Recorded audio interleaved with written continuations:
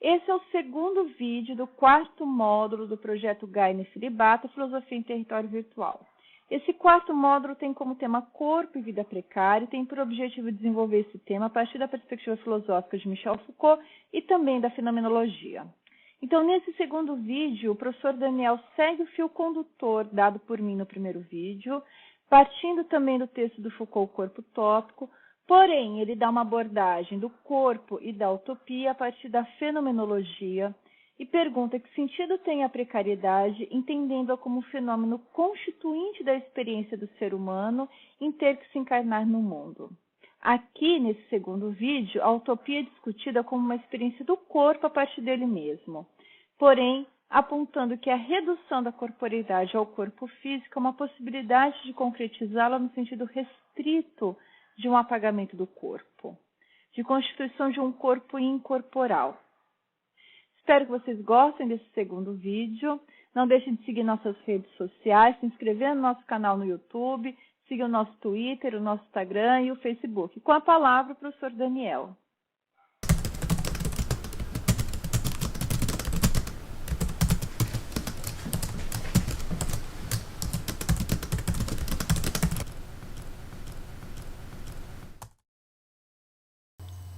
Olá, eu sou o professor Daniel Rodrigues Ramos, professor do curso de Filosofia da Universidade Federal do Recôncavo da Bahia. Estou aqui para discutir o módulo do projeto Gaia Nefelibata, que discute o corpo e a vida precária. Neste módulo, discute-se a corporalidade, ressaltando que a presença encarnada no mundo é indelevelmente marcada pela precariedade. Demarcando o tema específico deste e do próximo vídeo, temos o seguinte título: A utopia do corpo físico e a precariedade da vida humana. O tema será desenvolvido em dois momentos. No primeiro vídeo, portanto, o primeiro momento, faremos uma introdução e colocaremos a questão. Já no segundo momento, abordaremos a questão da espacialidade do corpo próprio. Para tanto, temos uma pergunta guia. E esta pergunta pode ser formulada do seguinte modo: como entender a precariedade enquanto um fenômeno constituinte da presença encarnada do ser humano no mundo? E por roteiro, como um pré-texto da reflexão, tem-se o escrito O Corpo Tópico, de Michel Foucault, o qual já foi objeto de uma primeira consideração no vídeo precedente. Nossa abordagem no presente vídeo e no seguinte, porém, não se desenvolverá a partir dos princípios e das noções particulares da filosofia Foucaultiana.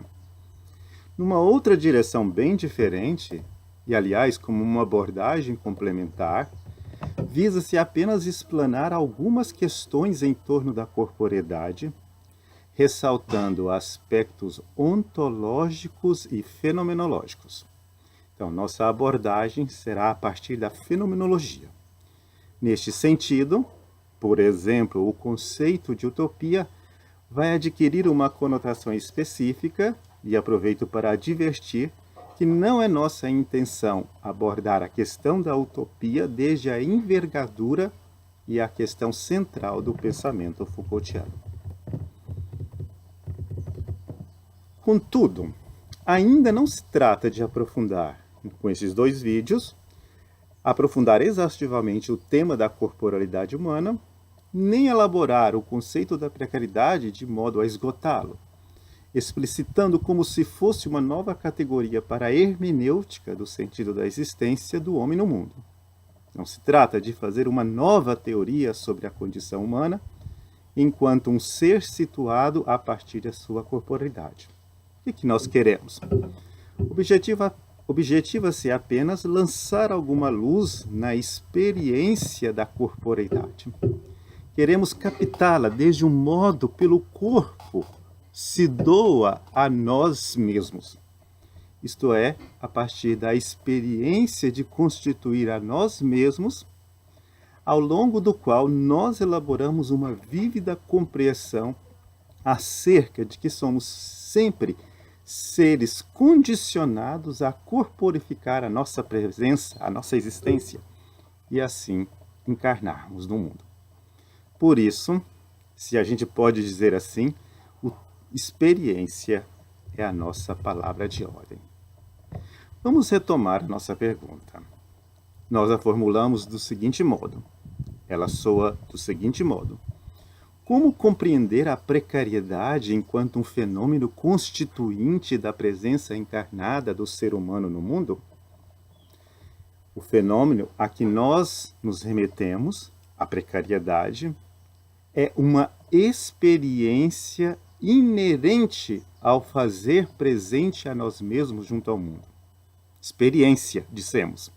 Ora, experiência é o recurso de uma via de compreensão ao longo do qual e no desenvolvimento do qual é elaborado um saber originário.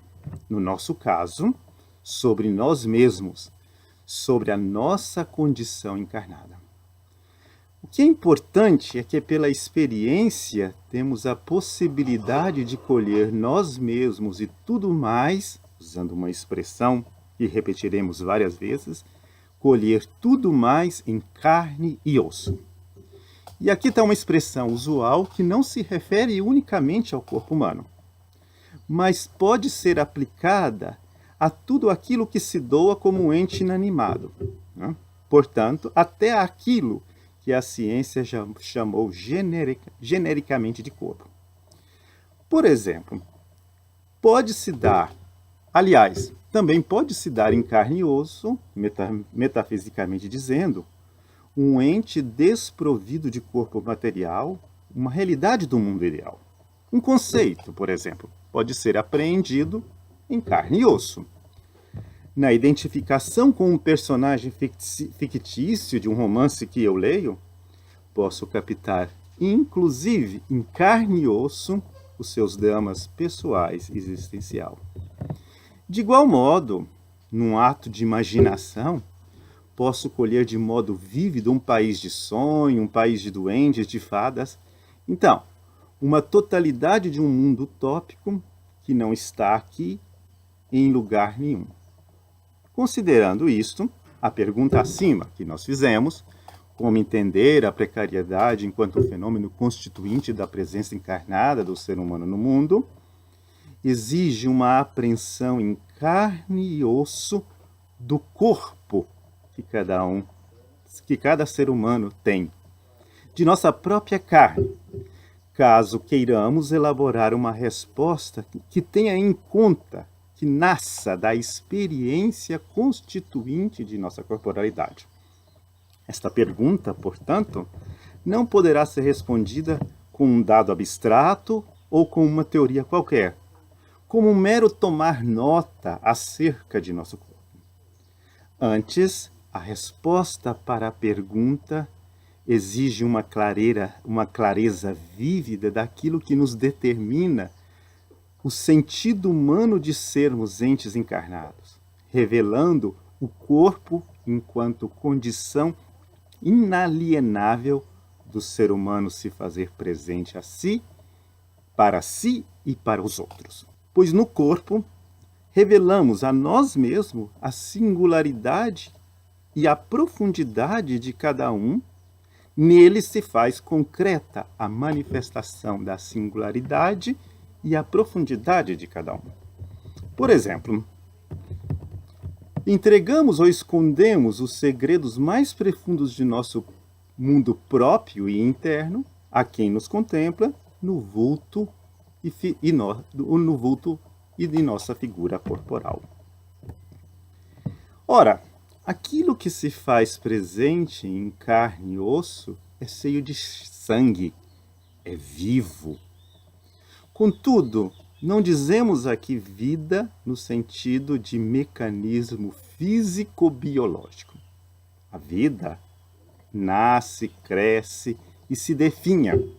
E nisto tudo, a vida vive a si mesma. Que vamos abstrair os diferentes graus, né? Em relação à complexidade dos organismos, dos entes viventes, a capacidade que cada um, segundo o grau de sua complexidade, tem que a vida deles tem de viver a si mesmo. Vamos abstrair desta questão. Em todo caso, fundamentalmente, a vida humana é compreensão.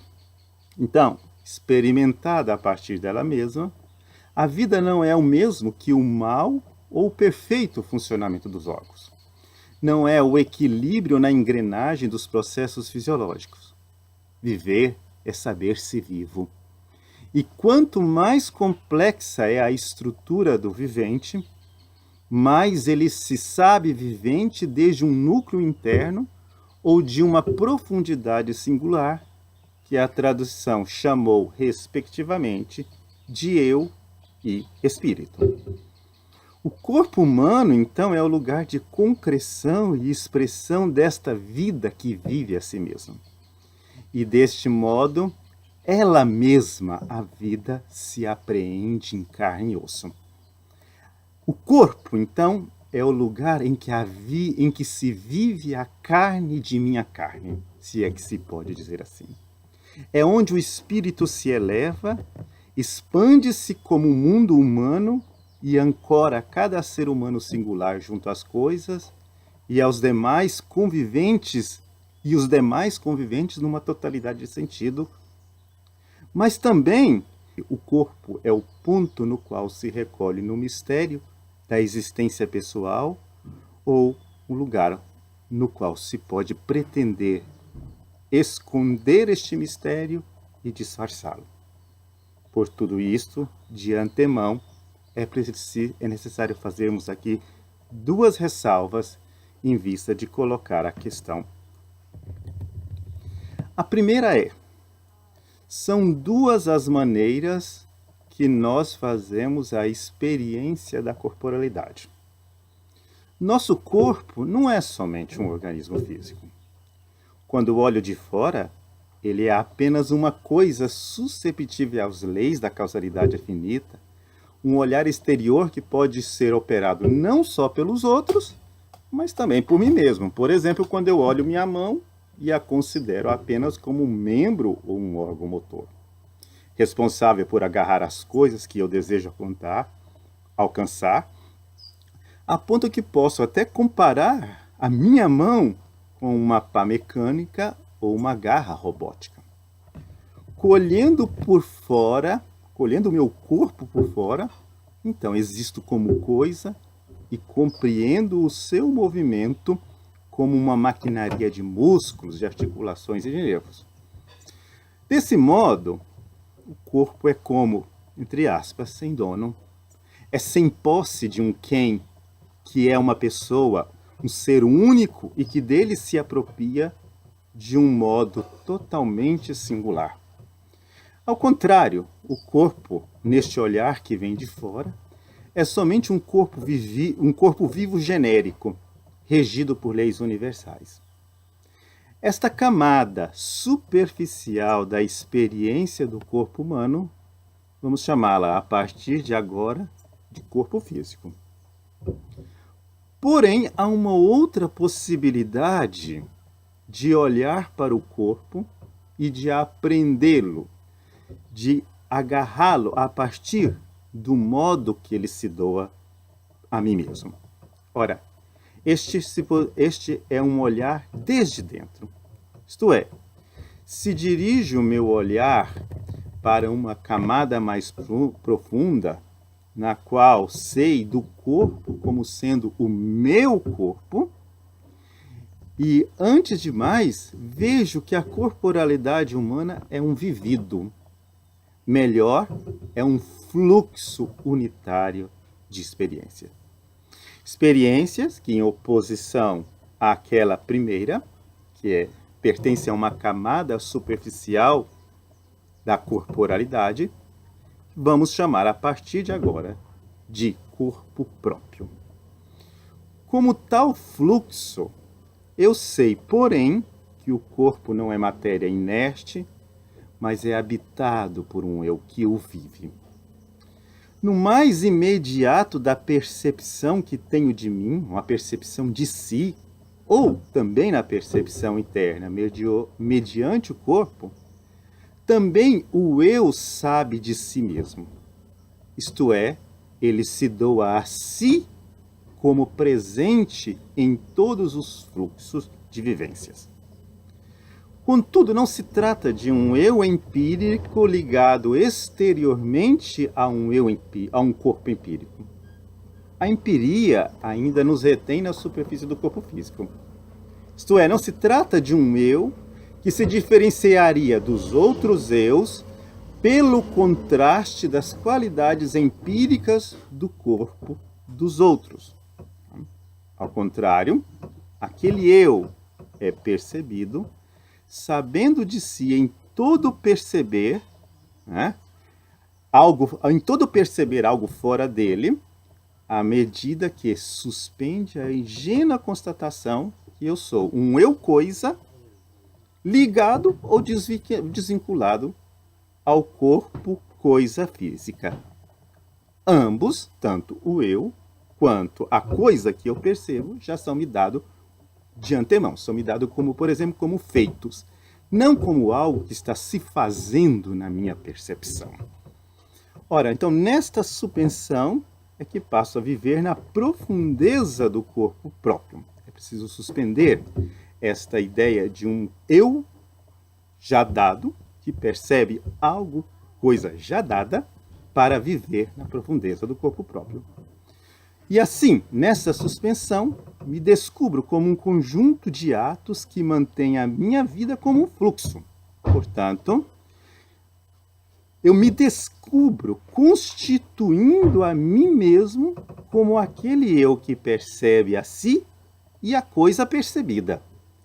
Esta também sendo constituída como ela mesma no próprio ato de percepção.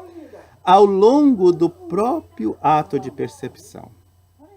Sendo única esta corrente de vivências, pertencente somente a mim mesmo, o meu eu é, antes de tudo, uma individualidade que se anuncia em si mesma e a partir de si mesma na sua própria identidade. Não é equiparável a nenhuma outra, fazendo assim do corpo não mais um objeto, mas sim o lugar de uma evidência e de uma vivência incomparável de si mesmo. Então, esta individualidade é a unidade de uma sequência de vividos, de todo particulares, que se distingue da alteridade do outro, que em si mesmo também é uma mesmidade. Isto é, possui a propriedade de ser si mesmo, tem em si a condição de ser um si inigualável. E isto, uma mesmidade que é indissociável ao corpo. No jogo da atenção da visão que tenho do outro, ou que ele possui de mim mesmo, que é necessariamente mediada pelo corpo, a individualidade, o ser si mesmo, é sempre uma alteridade, que faz do corpo de cada ser humano ser o corpo de um eu, ou de um tu, dele ou dela. Resumindo, então, esta primeira ressalva que estamos fazendo.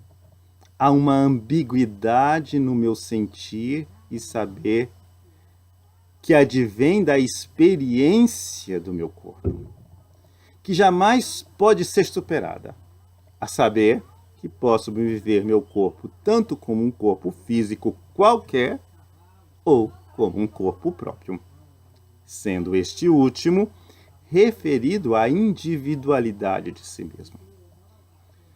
Por certo, na primeira maneira de viver o meu corpo como um objeto físico e motor, eu não vivo de modo muito vívido e muitas vezes até perco de vista os vínculos que ligam o meu eu ao meu corpo. Então, nesta dimensão da pura materialidade física e das sensações periféricas, é que eu tenho o meu corpo sem carne e sem osso, sem o viver e o morrer que nele se consumam. Tomando como um corpo físico, vivo apenas processos de crescimento ou perda de forças da vida biológica. Vivo seus movimentos como se fossem deslocamentos no espaço objetivo. Quando eu olho para o meu corpo, quando eu miro o meu corpo como um organismo ou um sistema de funções fisiológicas, permito que possa ser carne de qualquer ser. Se eu quiser vê-lo como meu corpo, será necessário fazer uma passagem para a dimensão de seu viver e morrer. Será necessário transferir a minha atenção e minha reflexão para o amplo do corpo próprio enquanto a experiência compreensiva de si mesmo, que é mutável, dinâmica, como um contínuo fluir de um fluxo de vivências. Fluxo que é ao mesmo tempo uno, pois conserva sempre o mesmo, pois não perde o vínculo íntimo com o eu, vivente na sua mesmidade e singularidade. É assim que no horizonte dos corpos próprios, graças a esta experiência que acabamos de descrever, os dinamismos vitais são sempre da minha vida, de meu morrer. Com isso, encerramos a primeira ressalva.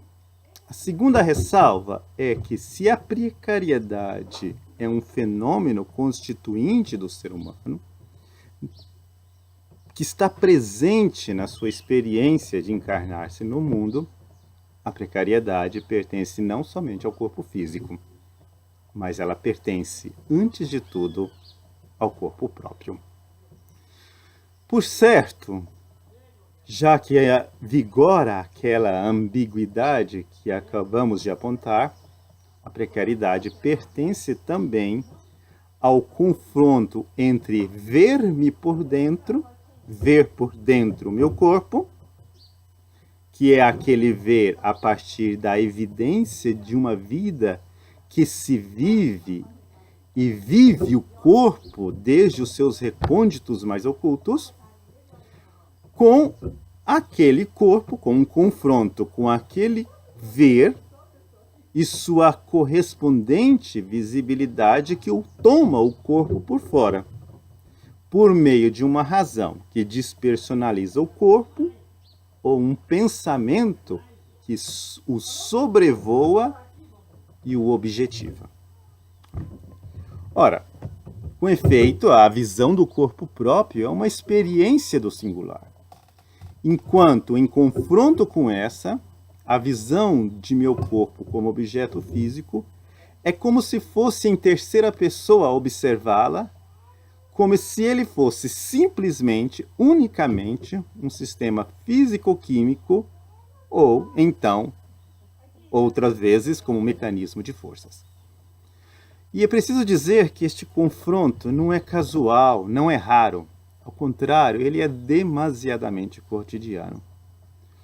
Pois no viver ordinário do homem, e aí temos que lembrar que este viver, por mais que não seja percebido, é sempre um viver-se. Então, portanto, no ordinário viver-se do homem, na maioria das vezes, predomina uma tendência do ser humano em substituir a visão da experiência pela visão dos órgãos chamados olhos. Ademais, explicando que a visão ocular pelos princípios da mecânica fisiológica. Então, a mecânica fisiológica é que explicaria o nosso ver. Um ver originário. E justifica esta tendência com razões teoréticas que estão amplamente absorvidas de senso comum e tomadas do senso comum, cuja direção, em geral, é a seguinte: o olhar das ciências são perspectivas mais esclarecidas e confiáveis que a vidência imediata da experiência do meu corpo. De um outro modo, nós temos a tendência de não confiar naquela visão que é uma evidência sem intermediação que é nascida da própria experiência da minha corporalidade. Mas tal tentativa de superposição desse ver exterior sobre o ver, né? Desde dentro, o ver que vem em carne e osso, essa tentativa de sobrepor não só se anuncia ela mesma como uma precariedade do viver, isto é, como uma defasagem do ser humano no dar-se a si mesmo, para si mesmo, no colher de si mesmo, mas também aponta de modo desviado para a insuperável e constituinte condição de sermos sempre incorporados no mundo. Isto é, aponta para a precariedade daquilo que se colhe, o ser si mesmo em uma condição de ser situado mediante sua encarnação no corpo. Precisamente, ao pressentir a precariedade neste segundo sentido, que é vivida no próprio corpo, pretende dissimulá-la em um esforço contínuo e ilusório de escondê-la ou eliminá-la com o poder da ciência na luta contra a morte e prolongamento da vida. Confrontando-se com esta precariedade essencial do viver, querendo escondê-la, mitigá-la ou até idealizá-la em múltiplas modalidades de aprender o eu mesmo sem o corpo, apreende-se um eu mesmo sem o corpo. Assim, a precariedade pertence ao colher o si mesmo enquanto uma camada vivencial que se superpõe sobre a inalienável precariedade em primeiro sentido, aquela que pertence ao corpo próprio e da qual nós não podemos nos desembaraçar. Um saber de si que não é fundamentalmente experiência, mas que já objetiva a experiência. Um bom exemplo deste confronto é o conto A Morte de Ivan Ilyich de Tolstói, que em muitos momentos revela esta tentativa conflitiva, digladiando consigo mesmo, que no fim das contas só ressalta ainda mais a precariedade da vida. O seu personagem principal se confronta constantemente com a sua vulnerabilidade, com a sua precariedade, evidenciada por uma doença que o encaminha progressivamente para o momento final da sua vida. Porém, ao longo de quase todo o conto, ele procura viver a sua morte apenas na superfície do corpo físico.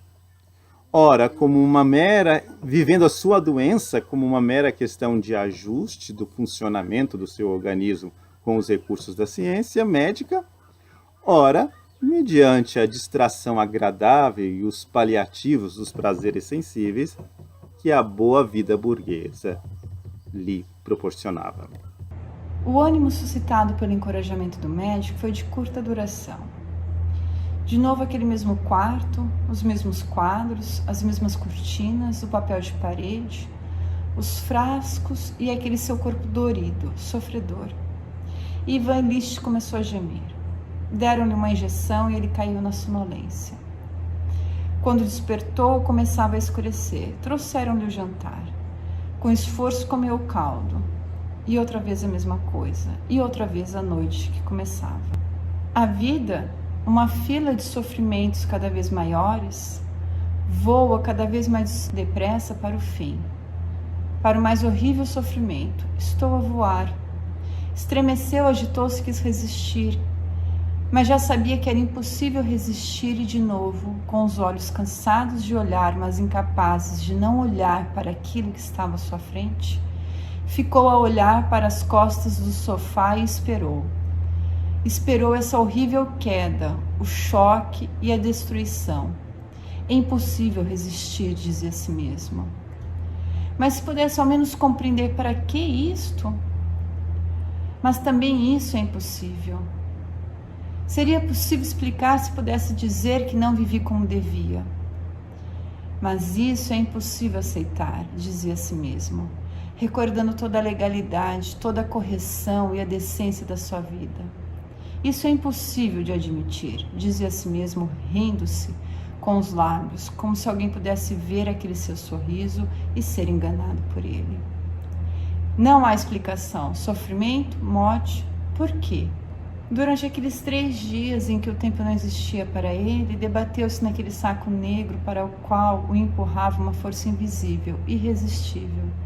Debateu-se como se debate um condenado à morte nas mãos do carrasco, sabendo que não se pode salvar. E em cada momento sentia que, apesar de todos os esforços de luta, estava cada vez mais perto daquilo que o horrorizava.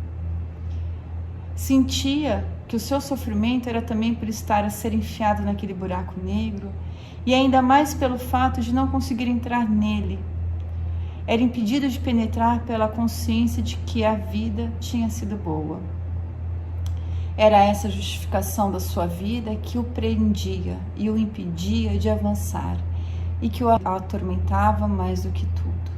E de súbito, tornou-se-lhe claro que aquilo que o afligia e não o largava, lhe saía de repente tudo de uma vez.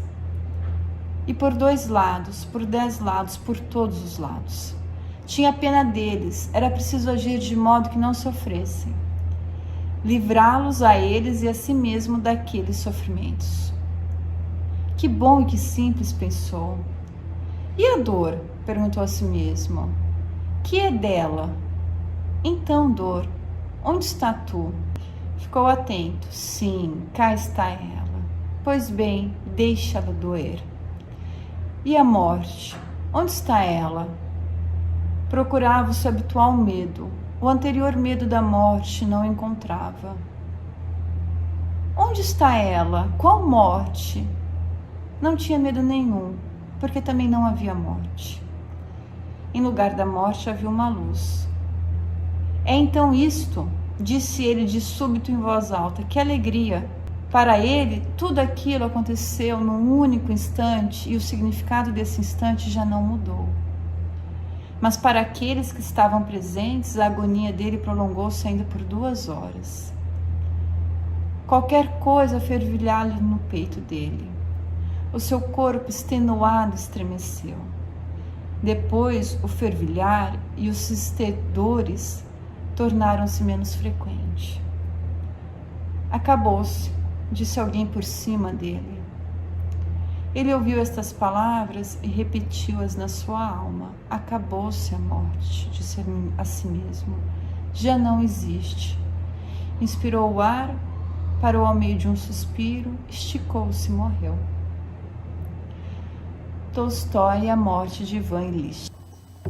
Deixando de lado essa incursão do conto do Tolstói, é preciso dizer que a precariedade, ela reside, antes de tudo, no âmbito do corpo vivido, isto é, na carne da minha carne. E por isso ela tem a ver muito mais com a finitude humana, finitude da vida humana, que com vulnerabilidades. Ela tem a ver com o núcleo da condição de sermos inevitavelmente espírito encarnados, de sermos seres situados no mundo por graça do nosso corpo. De antemão, portanto, é preciso afastar a compreensão da precariedade da vida humana como se fosse vulnerabilidade, como se reduzisse a vulnerabilidade, isto é, a susceptibilidades orgânicas, e na medida que o corpo orgânico se torna questão e assunto de política, como se fosse vulnerabilidade social. Com isso não se quer dizer que as vulnerabilidades orgânicas e sociais não existam. Ao contrário, sabemos delas, sofremos-las na nossa pele e na nossa carne. Porém, elas somente possuem algum significado positivo ou negativo para nós, na medida em que elas são vividas na carne de minha carne. Na medida que são compreendidas pelo eu e mais profundamente ainda, conquanto são assumidas como condição de concreta manifestação do meu espírito singular.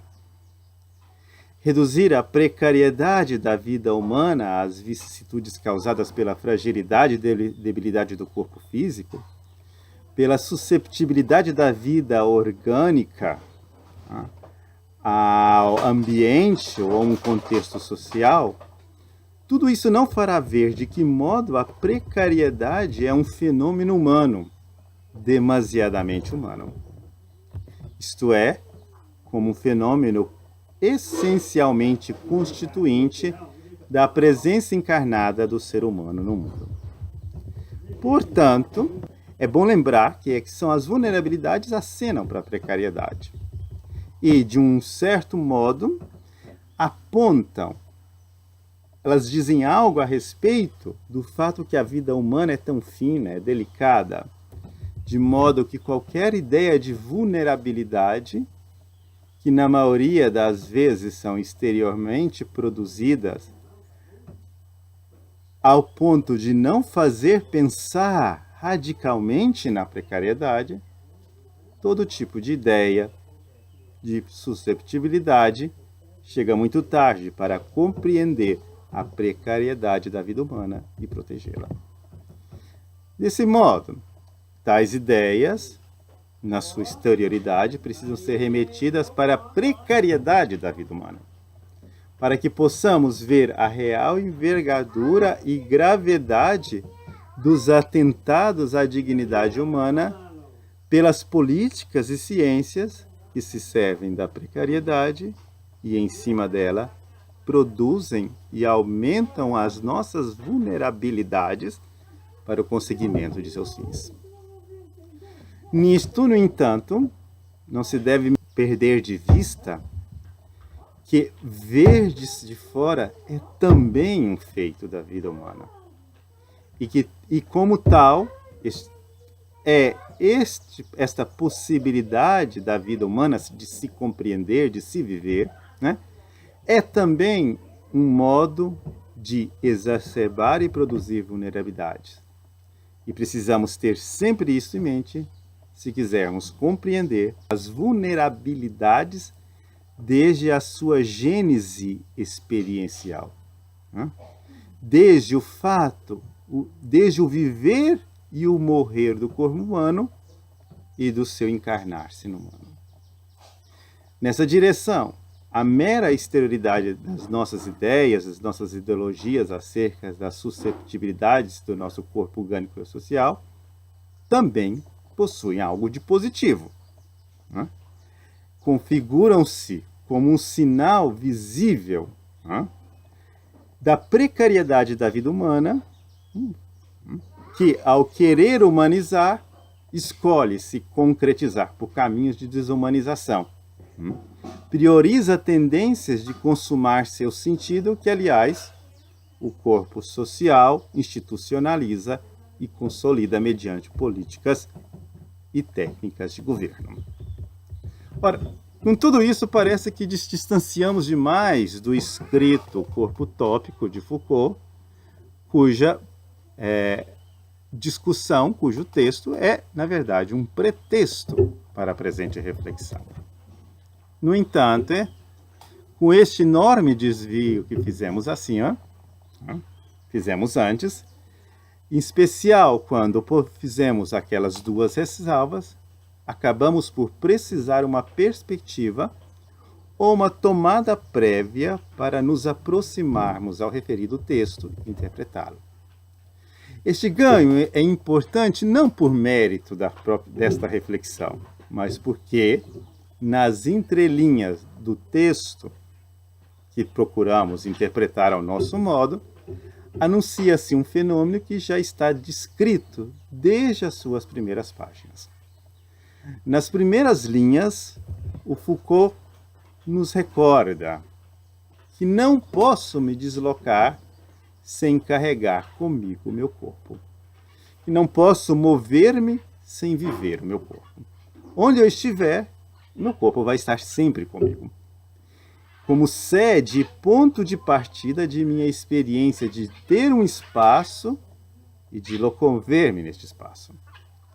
Meu corpo, assim, jamais é um objeto que deixo para trás, para o qual eu giro as costas. Nele estou sempre situado, e é a partir dele que me abrem os espaços dos lugares, ou os lugares do espaço no qual me movimento. Meu corpo, inspirando-me em Michel Foucault, é minha topia implacável.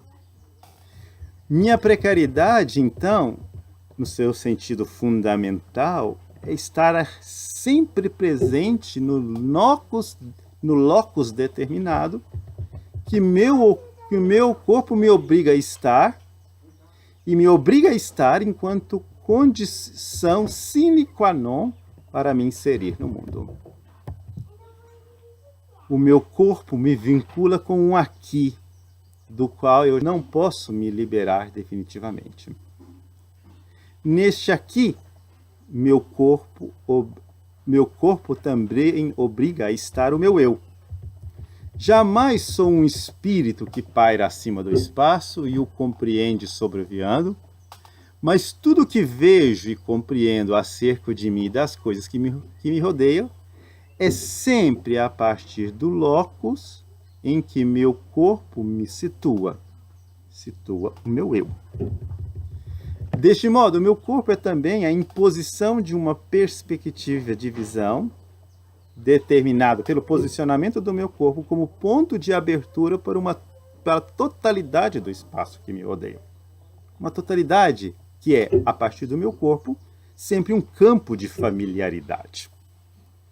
Por outro lado, por graça desta precariedade do meu espírito, de estar sempre situado em um lugar predeterminado pelo meu corpo, a experiência de saber de mim mesmo, em minha mesmidade, se faz neste aqui e agora a qual pertenço.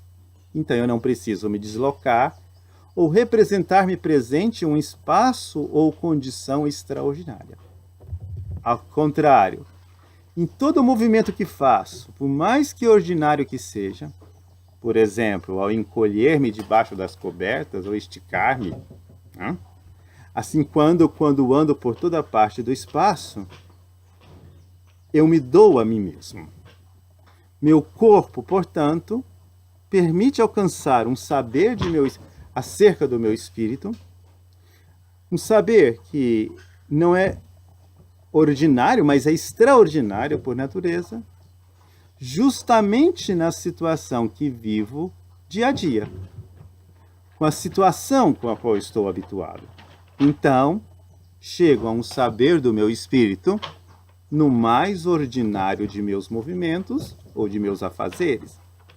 Nesse sentido, minha topia implacável é um dom. Porém, se permanecêssemos aí, seria um grande ganho. Porém, em todos os dias, ao mesmo tempo, eu vivo o meu corpo com a intensidade de uma familiaridade gasta. Aquela familiaridade deixa de ser viva. Vejo o meu corpo como se fosse uma sombra, uma coisa que devo carregar todos os dias. Então, eu vejo apenas como um corpo físico que se reflete, por exemplo, com suas qualidades empíricas diante do espelho. Julgo, então, meu corpo como algo ordinário, como algo belo ou feio. Do mesmo modo, também o outro ele pode me olhar, um amigo, por exemplo, e pode ver o meu corpo com a mesma visão desgastada da familiaridade, isto é, como uma matéria física por meio do qual eu caminho, falo, movimento, expresso-me. Contudo, a minha topia implacável ela não desaparece. Ela apenas se doa de uma outra modalidade. Ela ganha contornos, modulação, e passa a obedecer às leis do espaço físico geográfico. Meu corpo se torna um ponto no espaço geométrico. Por exemplo, algo que está dentro do meu quarto. Minha cabeça, por exemplo, se torna a gaiola dos meus pensamentos. E assim, ela passa a ter um dentro e um fora, como o meu quarto. Até meu ganha-cor ganha uma espacialidade resultante da medição do espaço físico. Minha cabeça é o que está acima a tantos centímetros do meu tronco, e meus membros inferiores são aqueles que estão abaixo, numa certa distância. Meu corpo se torna um ponto no espaço, um objeto fragmentado posicionado, cujos membros também são pontos com posições específicas no todo orgânico. Que medida este é um saber originário do meu ser em situação e, correspondentemente, da sua precariedade, este é um problema que vamos abordar no segundo momento da reflexão, no próximo vídeo. Por ora, é preciso lembrar que a tentativa de escapar desse imperativo de estar situado em um ponto definitivo do espaço e fazendo de mim mesmo um corpo que está dentro do espaço como qualquer outro corpo físico, um corpo físico inanimado, como qualquer outro corpo físico inanimado, e na tentativa de revolver a inalienável condenação do meu corpo a uma determinada posição, idealizo outros lugares, crio novas utopias imaginárias e fictícias.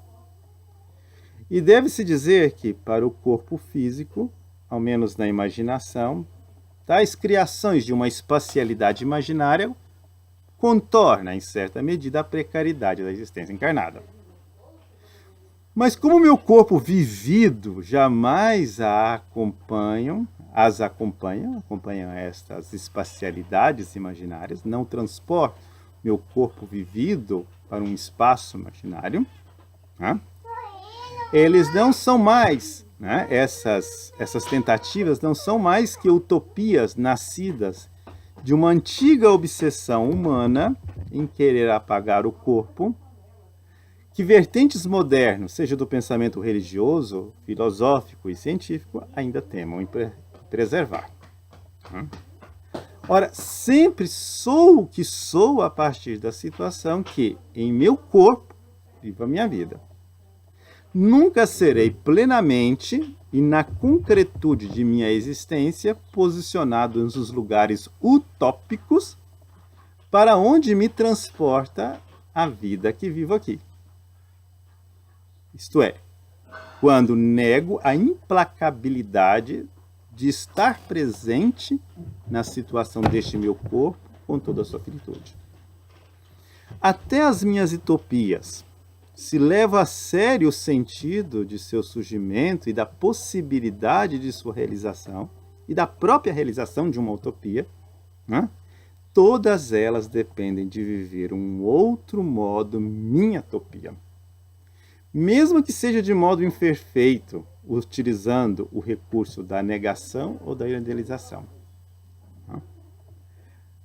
Assim, diante desta utopia implacável do corpo vivido, esse corpo que sempre carrego comigo onde quer que eu vá, independentemente do grau da possibilidade de tornar-se real, dos locais ou situações utópicas, idealizadas, melhor dizendo, para as quais eu me transporto, há utopias que não são mais que tentativas de dar-se um corpo incorporal. Nós vamos nos ocupar apenas de uma dessas degeneradas utopias da história da humanidade, desta vontade do homem de se dar um corpo incorporal. Vamos chamá-la de utopia do corpo físico. E esta é precisamente aquela na qual as ciências, sem saber, operam, pois ela é a base do ideal da atividade. Para finalizar o nosso primeiro vídeo, esse primeiro momento da nossa reflexão de hoje, resumamos tudo com as palavras do filósofo. Uma citação de Foucault do texto Corpo Utópico. Assim começa: meu corpo é contrário de uma utopia, que jamais se encontra sobre outro céu, um lugar absoluto, pequeno fragmento de espaço com o qual, no sentido estrito, faço corpo. Meu corpo utopia implacável. Meu corpo é o lugar sem recurso ao qual estou condenado. Pode bem ser que a utopia primeira, a mais inextirpável no coração dos homens, consista precisamente na utopia de um corpo incorporal, fecha aspas, páginas 7 e 8. Com essas palavras, então, finalizamos a primeiro momento da nossa reflexão, lembrando que com elas desentranhamos um eixo para discutir a precariedade da vida humana, a saber, a espaciabilidade. No próximo vídeo, vamos prosseguir com essa discussão em torno da precariedade a partir deste aspecto, a espacialidade do corpo próprio, que, entre tantos, é apenas um entre os muitos modos de fazer uma descrição fenomenológica do corpo, da experiência de ser um corpo.